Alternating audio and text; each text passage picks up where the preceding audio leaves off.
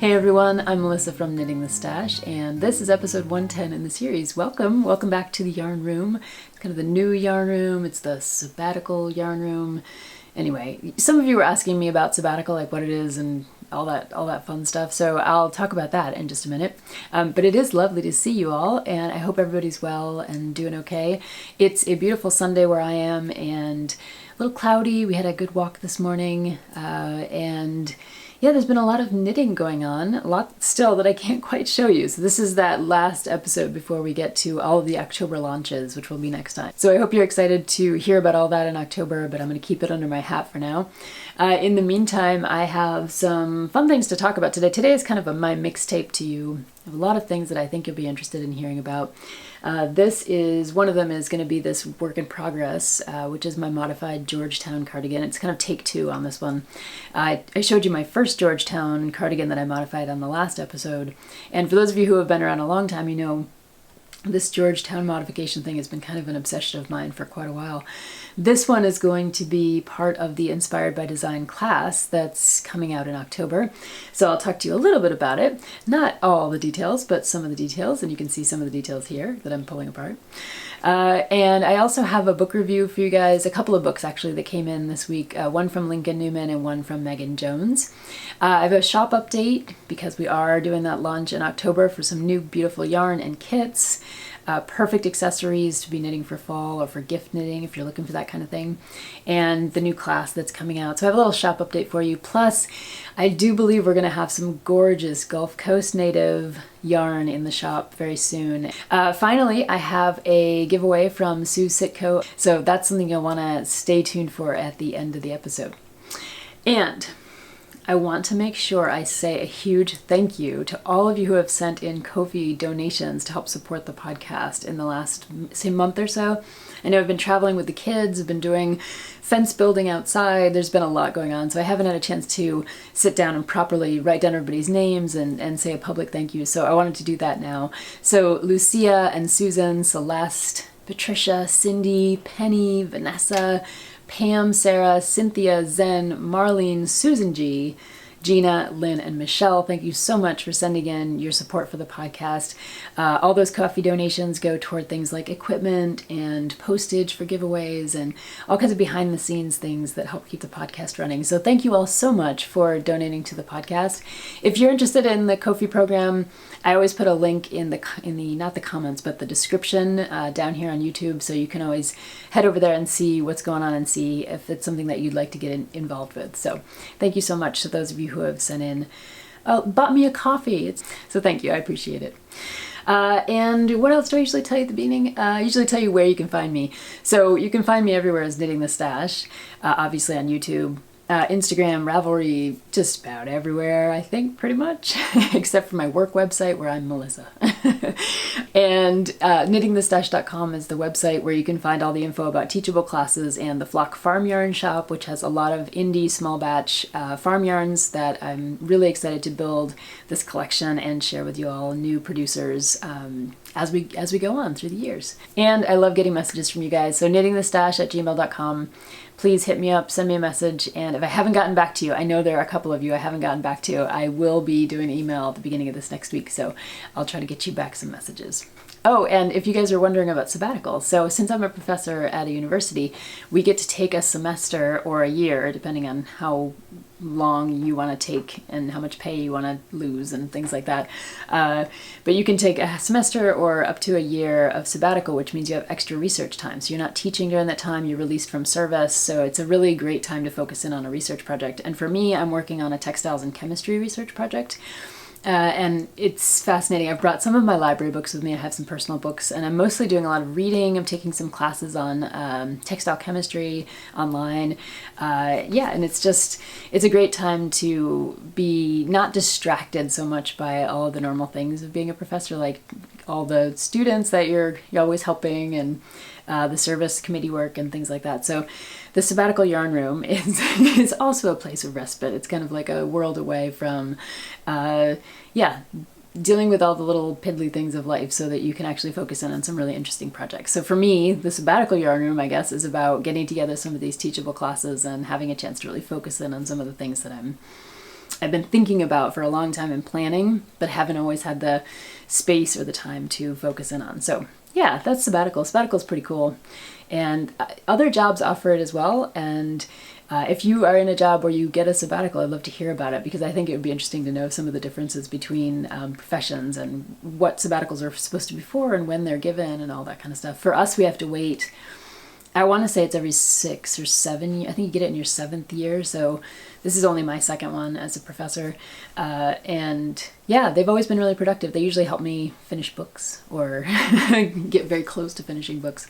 And this time around, this sabbatical is more about launching the project to begin with, which is almost even more fun in a way. Yeah, so I hope that answers your questions about sabbatical, because I know I mentioned it in the last cast and I didn't really bother to explain it. And it's one of those weird things about being a professor that you don't always, you assume everyone else is kind of living in your world. And so hopefully that helps. So how about we jump over to a work in progress. This is the Georgetown cardigan by Hannah Fetig, and it's not going to look much like any Georgetown cardigan that you've seen probably.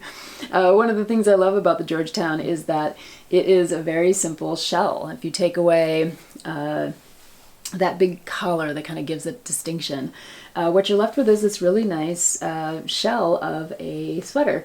And so in the class I talk all about those kinds of patterns and how to find them, and where, what you're looking for if you're looking for a good pattern, because those patterns allow you to have some fun and apply your creativity to without having to do a whole lot of sweater math, I think. So what I've done with this Georgetown is I'm working on a vertical cable band for the front, and I think you'll see it on the camera here. I think it's picking it up. I selected Norah Gaughan's 1x1 diamond fancy pattern and modified it also. This is from her knitted cable Sourcebook. And so I'm working this vertical strip and with the plan to connect it to another vertical strip in the back around the neck, kind of like I did with my first Georgetown, but in this case it doesn't produce the kind of flared effect that you saw in the last episode. Plus, this is completely different yarn. So this is the Zelazna wool that I told you about last time, and it is a much toothier wool than the Targhee that I was working with. Targhee is much more of a fine wool, at least the Targhee I was working with. This is more of a toothy, maybe some people would find it a little bit scratchy wool, at least before it's washed. This part of the sweater, the shell, has been washed, and it really relaxed very nicely and lost a little bit of its kind of stiffness, and it's still maintained pretty well in terms of its the memory of what it's supposed to do. It didn't drape out or lose its shape in any kind of way. So I was really happy with that, and I'm loving the way the cables are showing up in the yarn. Pull them off here so you can see them. It's a 3-ply yarn, so of course cables will really pop. And this is, like I said, that 1x1 diamond fancy pattern that I've adapted from Norah Gaughan's book. One of the things I love about these stitch books, stitch dictionaries, is that you can really go in there and experiment and choose a thing or two that you like about a particular stitch, and then add borders and all kinds of other things to it that make it your own. So it's one of the things I talk about in the class, Inspired by Design. So yeah, this sweater has been going well. I did make a couple of other modifications to the Georgetown shell that I feel like I could mention here to you guys. This is, the shell generally calls for you to pull in and make it an hourglass kind of fit. I'm not super into that kind of fit. Usually, oftentimes I find that where the designers place their idea of a natural waist is not my natural waist, so I usually have to do a lot of modification to have a sweater like that actually go in at exactly the right point and then come back out. And I'm assuming that may be true for a lot of you as well. So I've given up on a lot of that kind of shaping, or I've moved that shaping, like I talk about in my beginning modification class, I'll move that shaping to the back of the sweater so that you're losing some of the fabric, but you're not having to kind of have that pinch in happen at the sides of your sweater. In this case, I think you're supposed to do 4 reductions and 6 increases, something like that. It's a fairly large amount of shaping that happens. I chose to just do 2 reductions and then 2 increases, just to pinch in a little bit on that fabric so that it's not just a straight shell. And I'm pretty happy with the way that worked out. I've also been carefully kind of slipping my stitches up the side here for the armholes. That makes it really easy if I want to pick up and do a sleeve cap on the way down. It turns out to be a nice kind of styling tip. You can see those slip stitches make it a little bit easier. Plus, this design has a lot of the shaping. It's really nice. The shaping is set in from the edge, which is something that I would highly recommend doing if you're ever doing any shaping for a neckline or around sleeves or armholes, because if you set your shaping in away from the edge by 1 or 2 stitches, then instead of having an awkward edge that's kind of stair-steppy, all of that happens internally and your edge is just nice and smooth, so it's perfect for picking up stitches. Same with a neckline. If you're working, say, a v-neck or even a crew neck or a boat neck, if you do your shaping below the actual neckline, then you're going to have a very smooth neckline and the shaping will have happened below it, and that's where a little bit of the stair step will happen, but it's disguised in the fabric, so you don't really notice it. I remember learning that tip way back, maybe one of the first couple sweaters that I was working on, and ever since then I've kind of felt like a mark of a good designer is when you look at their pattern and you see that they've done their shaping away from the edge. You're like, this is someone who's been reading up on these design books or who has knit a lot of patterns and recognized that that's really one of the really great ways to go with shaping. So I do admire that. And I do love this basic Georgetown pattern because I think it can be a very flattering pattern for a lot of different bodies, and this kind of shell can really accommodate a lot of different modifications. So shaping modifications, sizing modifications, all that kind of stuff. And I talk a little bit about that in the Inspired by Design class, but if you're looking for shaping advice, I would check out the beginning modification class that I have over on Teachable. The other modification that I did for this Georgetown, which I've done for other Georgetowns and other sweaters, I'm going to try to get this to show up on the camera. So instead of binding off stitches and then seaming a shoulder together, my go-to is to usually make sure that I have the same number of stitches on the back and the front if I'm doing a bottom-up sweater like this, and then do a 3-needle bind off here. It creates the same kind of good seaming that you'd get from seaming a sweater, something that's important in certain sweaters because you want to have the structure, but it doesn't require you to do any actual seaming, which I think is, if you can avoid seaming, sometimes it's worth it. So I always do that 3-needle bind off on my shoulders when I can and when it's appropriate, because it does provide the structure, but it's a little bit less of a hassle. That's the other modification I made to this one. Aside from that, aside from changing just about everything, this shell is exactly like what you'd see with the Georgetown, pretty much. I also ended up making this a little bit of a size down from what I would normally do. So this is actually if you lay it out flat, like on a drying surface, and you're trying to measure the bust circumference, with an open front, it has about 7 inches open in the front. It's a 35-inch bust, I think, and I am a 34, so I would normally try to knit something like a 36 to give myself a couple inches of ease. So I knit this one a little bit smaller than I normally would because I'm planning on turning it into a vest, like an open-fronted cardigan vest kind of a thing. So thus the really cool decorative cable fronts. And I'm going to experiment with the sleeves. I'm not sure exactly if I'll do I-cord or if I'll do just a small amount of ribbing, something like that, just to finish, give the sleeves a kind of finished feel. I did work on a tank top a couple summers ago as a sample knit for Kelborn Woolens, and that pattern had a really beautiful finish to the armhole. So I might look back at that for some inspiration as well. Haven't decided. Yeah. How do you guys finish your armholes when you're not going to do sleeves? I'd be very curious to know. And the other thing is, me, I may very well just knit sleeves. It depends how cold I am when I'm wearing this sweater and whether or not I want to go back and add the sleeves. So Yeah. So this is what's going on. This is my work in progress. And last week, I think I was able to show you just a swath of fabric. So I'm glad that I have the body knit, the shell knit, and I'm almost done with the kind of cable front and the finishing touches on the sleeves, and then it'll be wrapped up. So that's kind of a fun knit. And I have enjoyed working with this Elasna wool. It's funny, I'm wearing my Nasrin by Isabell Kraemer. And the wools are just about the same color, I think. So I'm going through a gray phase, I think. But this is a fingering weight single ply yarn, and this is a 3-ply DK / worsted weight. I'd say it's DK weight yarn. So a little bit different on the weights, at least.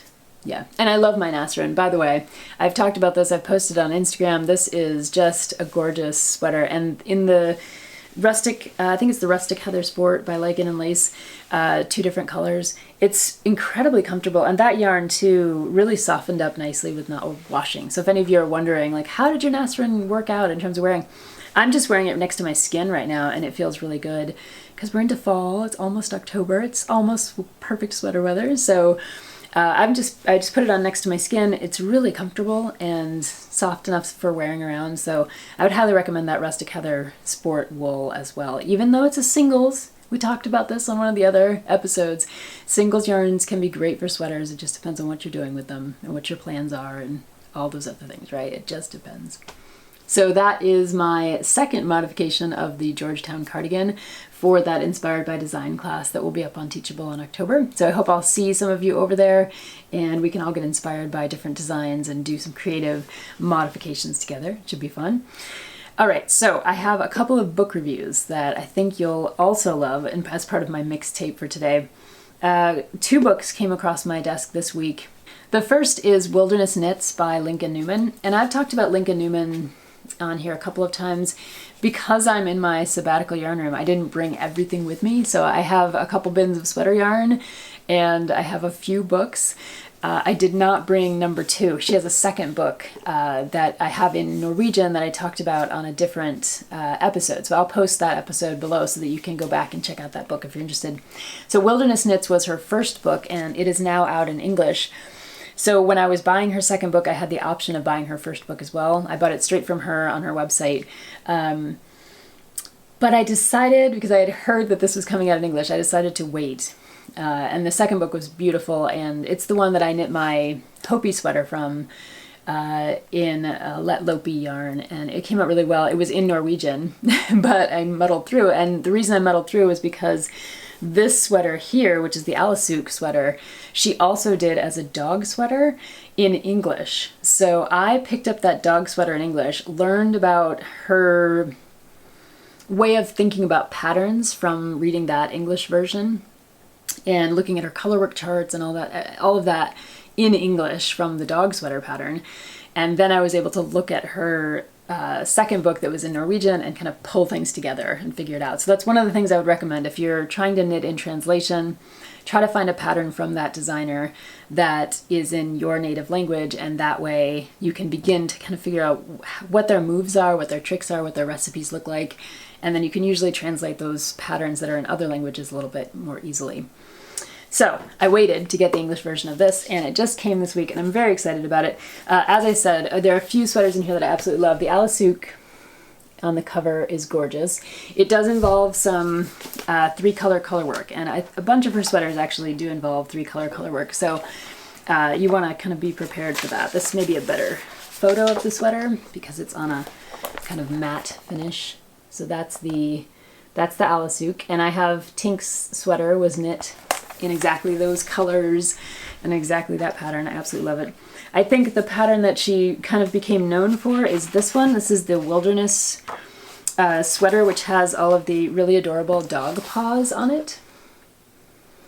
And one of the cool things about her books is that her recipes for sweaters are for pullovers and for cardigans, and often she'll have a kind of kids version and an adult version, and her sweaters are, I find them to be very transferable. Like you can knit them for all kinds of different genders. So here we have a representation of the same sweater, a couple different people going on.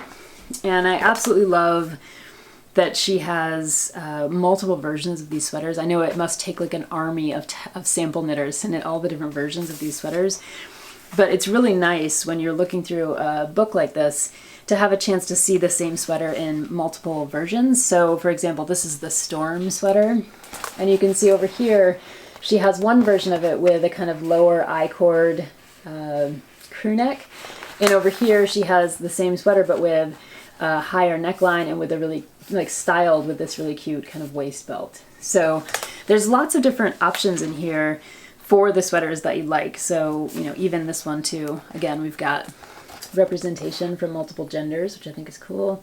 So, and different colors, different versions. This one's pretty gorgeous. That's the Black Wolf sweater. So as with her second book, this book is just beautiful to look at. It's one of those books where you're just kind of like, you're dreaming that you were there. You're dreaming that you were throwing out your sleeping bag in the wilderness with your, you know, husky Malamute and going on a sled adventure or something. It's just, it's one of those books that just transports you. It really does. And especially in a pandemic, to be able to kind of travel along with all these beautiful sweaters and dogs and people, it's just kind of cool. So yeah, so Wilderness Knits, like I said, some 3-color color work, so be prepared for that. But this is the English version, so a little easier if you don't speak Norwegian to figure out what's going on with the patterns and the recipes. And if you can get your hands on number 2, I think it's been hard to get number 2 since the pandemic. But if you could get your hands on number 2, having a chance to look at her recipes and how she puts sweaters together would help you with the translation from if you're just reading from one of the Norwegian patterns. So yeah, Linka Neumann, Wilderness Knits, excellent, love it.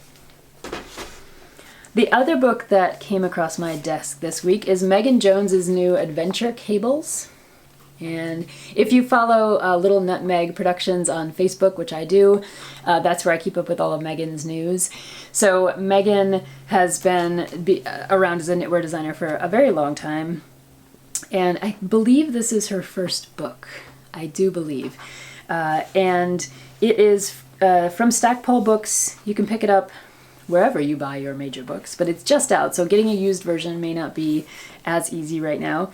And it is a book that is full of, I was trying to get the number of patterns. I think it's 19 knitting patterns in here.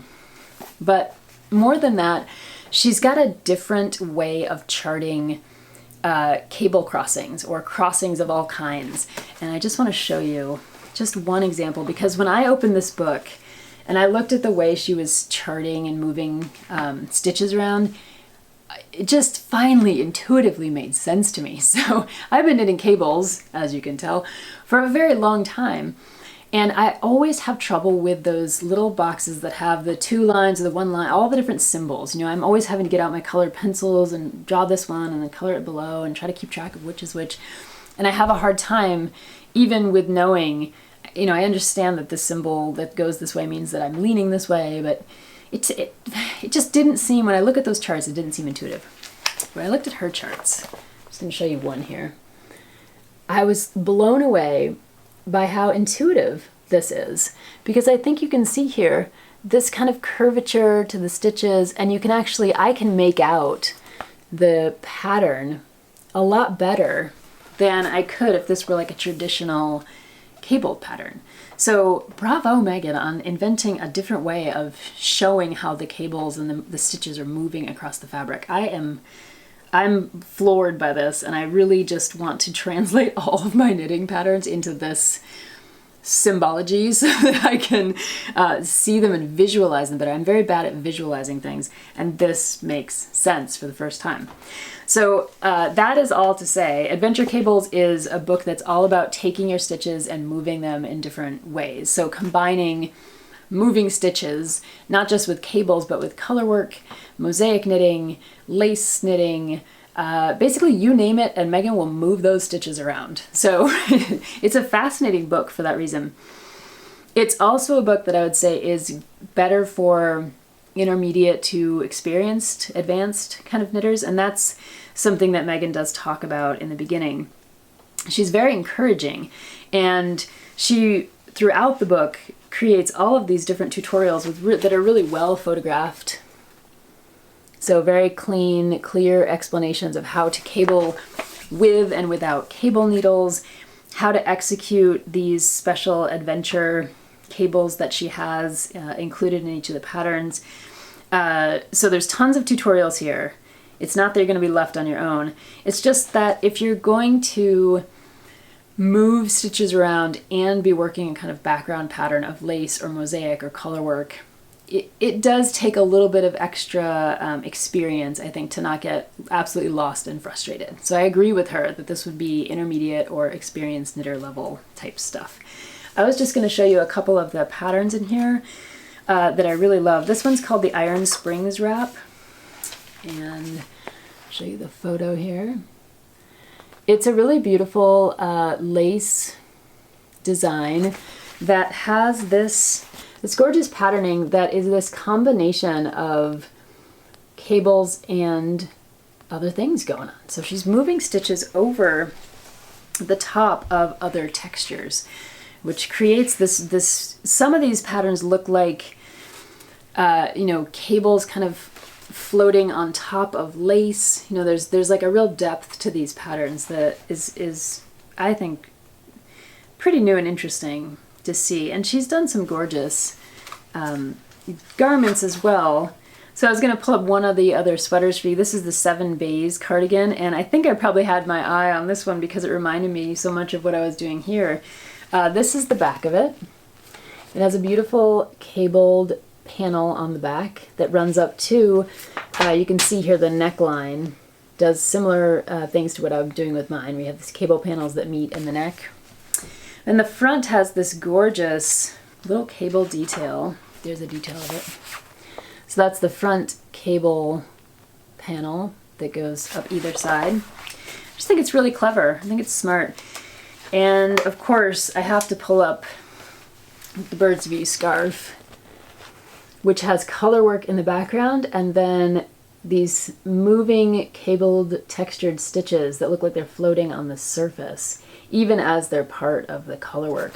So it's fascinating stuff. If you've ever worked on patterns by Jennifer Wood of Woodhouse Knits, Norah Gaughan's cable patterns, and Sarah Huntington Birch's designs, you will have had a little taste of what Meghan Jones is doing here. So, for example, Sarah Huntington Birch put together the Norland hat that many of you have seen probably, and I did the Norland cowl version. So in this one, you can see have these traveling stitches that are moving all over the place on top of the color work. So you have the color work in the background, and then you have these textured stitches sitting on top, which reminds me of what Meghan Jones is doing with that last example that I showed you, that birdsong scarf. And then I mentioned Jennifer Wood of Woodhouse Knits. This is the Lothlorien shawl, which I love. I knit this a long time ago when I was a new knitter and fairly inexperienced. And Jennifer Wood is known for putting lace and cables together. So this is the lace / cable panel that runs up and down this scarf. It needs to be blocked. It's been in my, since it's summertime, I'm not wearing it. It needs to be blocked so that you can see this a little bit better. But it has tons of little baubles, lace, open work, and traveling stitches, twisted cabley stitches all over it. So when I saw what Meghan was doing in adventure cables, it reminded me of what I've seen with Norah Gaughan and how she will, if you look at the Knitted Cable Sourcebook, how she'll take a cable and move it on top of another stitch, but she'll keep some of the texture from that background, like going on the cable.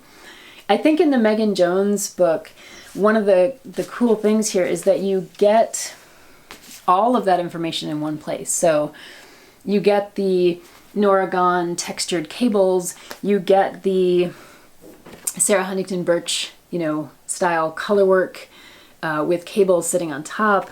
You get the Jennifer Wood of Woodhouse Knits mixture of cable and lace. All of those things, if you've ever been interested in mixing up moving stitches over different kinds of backgrounds or stitch patterns, you can get the instruction for all those styles of knitting in one place finally, which is really cool. And I think Megan Jones goes one step further to do it with mosaic knitting, which I'm sure is out there maybe, but I haven't seen it.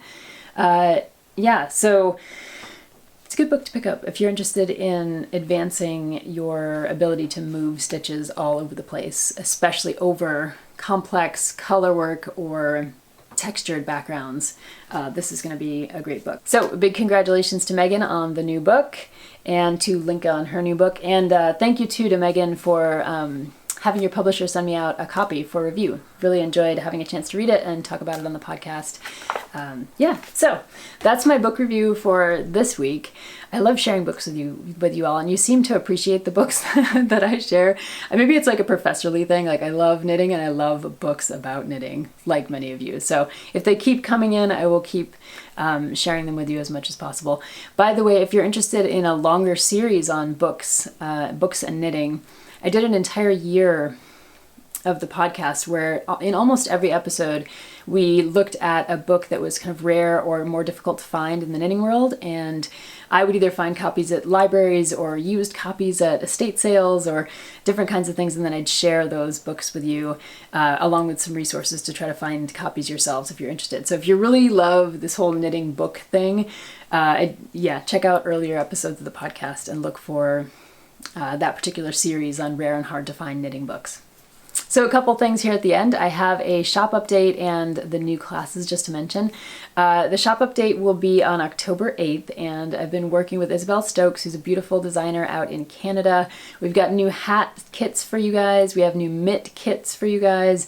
And it's all on yarn that none of you have seen yet in the shop. It's a beautiful woolen spun yarn in all of these glorious colors.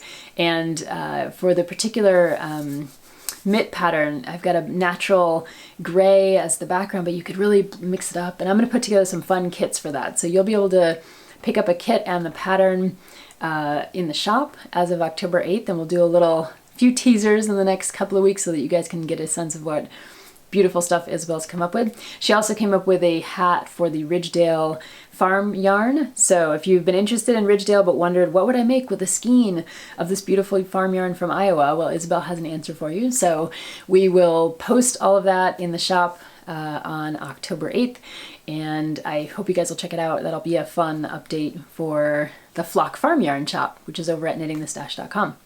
And then I'm also pulling together that Inspired by Design class, which will be available to you also probably around October 8th, and I'll send all this out in the newsletter. So be sure that if you want to get updates on the classes and on the new kits and the shop updates, head on over to knittingthestash.com and enter your email in that subscribe box, and that way you'll get added to the newsletter list. And when I send out newsletters with coupons and early bird specials and info about shop updates and new classes, you'll be on the list and you'll get all the info first. You'll be the first to know.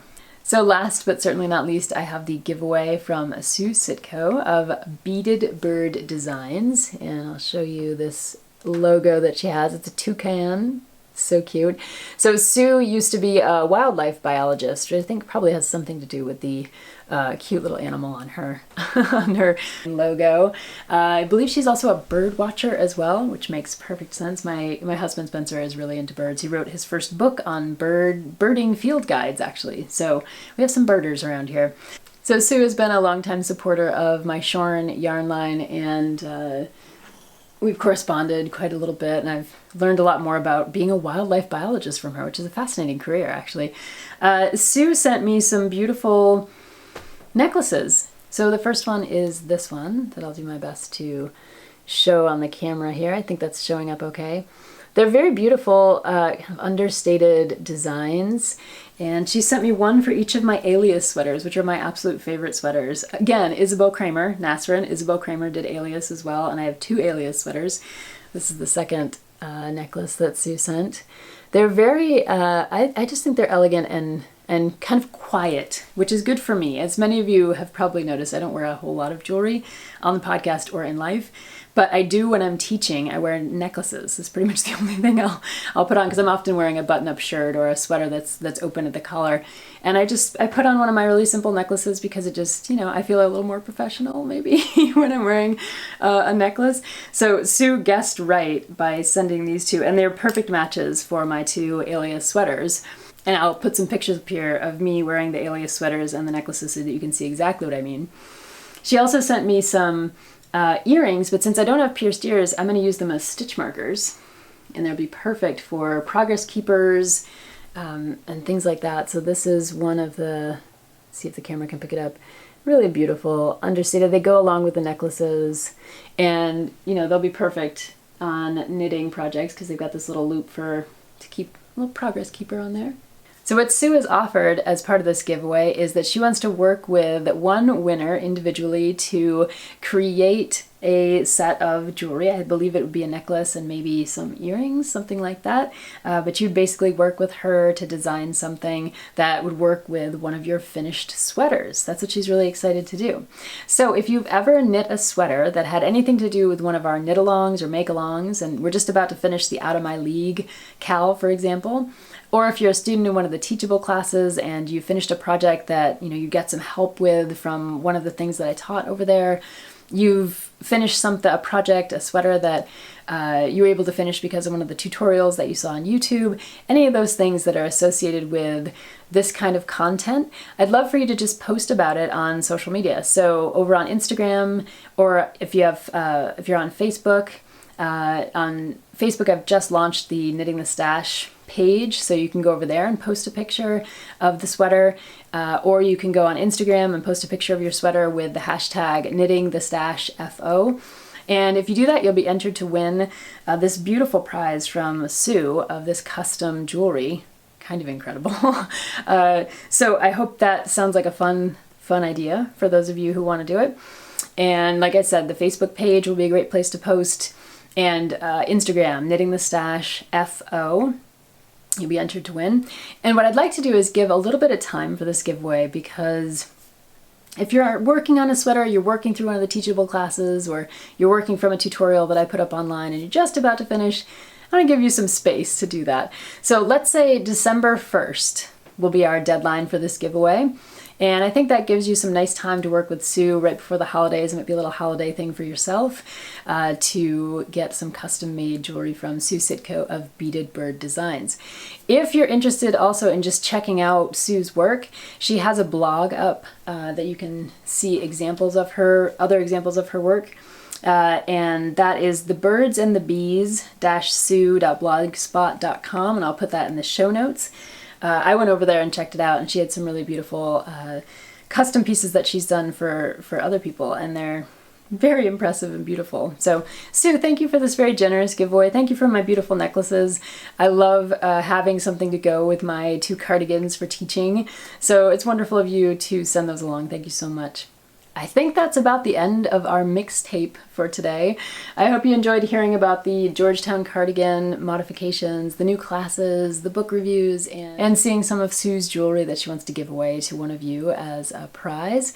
And with that, I think we're gonna go out and pound some posts, finish the fence that's out there, and see how far we can get with all of this yard work on our Sunday afternoon. So take care. And I hope you have some happy knitting to keep you company in the next couple of weeks until I see you with the shop update and the new classes. So until then, bye-bye.